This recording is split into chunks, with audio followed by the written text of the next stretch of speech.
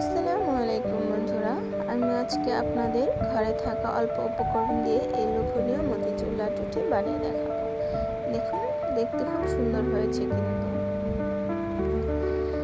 এখন আমি একটি বোলের মধ্যে কিছু বেসন নিয়ে নিলাম। খুব বেশি নিইনি, একটুই নিয়েছি, অল্প। এখন আমি এর মধ্যে অল্প অল্প করে পানি দিয়ে নিচ্ছি। একটা চামচের সাহায্যে মিক্স করে নিচ্ছি। একেবারে পানি দিচ্ছি না, পানি বেশি হয়ে যেতে পারে, এজন্য আমি একটু একটু করে প্রয়োজন মতো পানিগুলো দিয়ে নিচ্ছি। দেখুন, একটু একটু করে নিচ্ছি।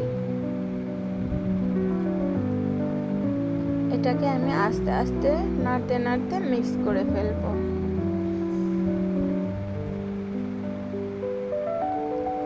আবার আরেকটু পানি অ্যাড করে নিচ্ছি। এখন এই তো, এটুকুই হয়ে যাবে, আর লাগবে না। দেখুন বন্ধুরা, খুব সুন্দরভাবে মিক্স হয়ে গেছে। যখনই এভাবে পড়বে ভেবে নেব হয়ে গেছে। এখন কড়াই গরম করে তার মধ্যে তেল দিয়ে নিচ্ছি এগুলো ভাজার জন্য।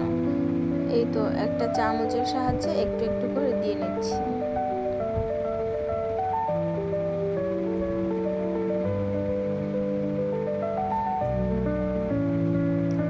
অনেকগুলোই হয়ে গেছে।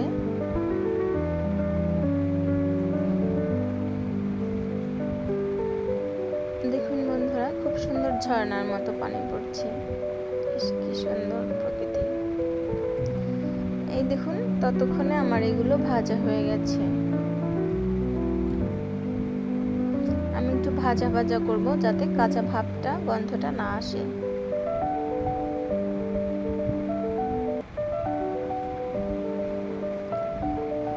এই তো দেখুন, কালারটা প্রায় লালচে হয়ে গেছে। এখন আমি একটু একটু করে উঠিয়ে নেব। দেখুন, খুব সুন্দর লাগছে দেখতে। এখন আমি আবার দিয়ে নিচ্ছি তেলের মধ্যে, একে একে করে সবটা দিয়ে নেব।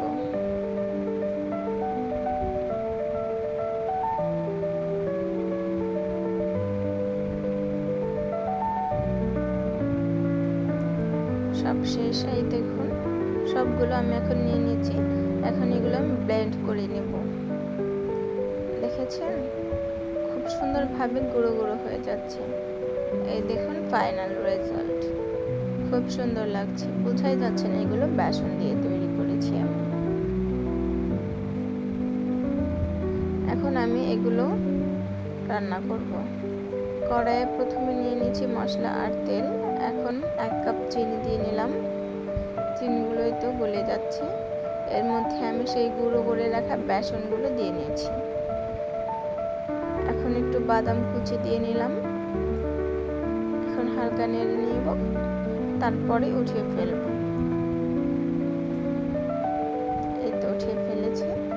দেখুন বন্ধুরা, এখন আমি 2 হাতে তেল ভরিয়ে নিয়েছি। এখন আমি একে একে করে লাড্ডুগুলো বানিয়ে নিব। দেখতে খুব সুন্দর লাগছে।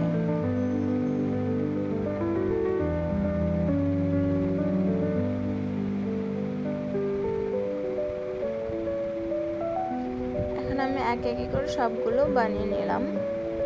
এই তো, এখন এর মধ্যে আমি একটু বাদাম কুচি দিয়ে নিচ্ছি উপরে, দেখতে সুন্দর লাগবে এজন্য।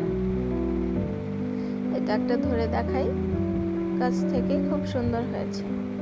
খেতেও কিন্তু খুব সুস্বাদু।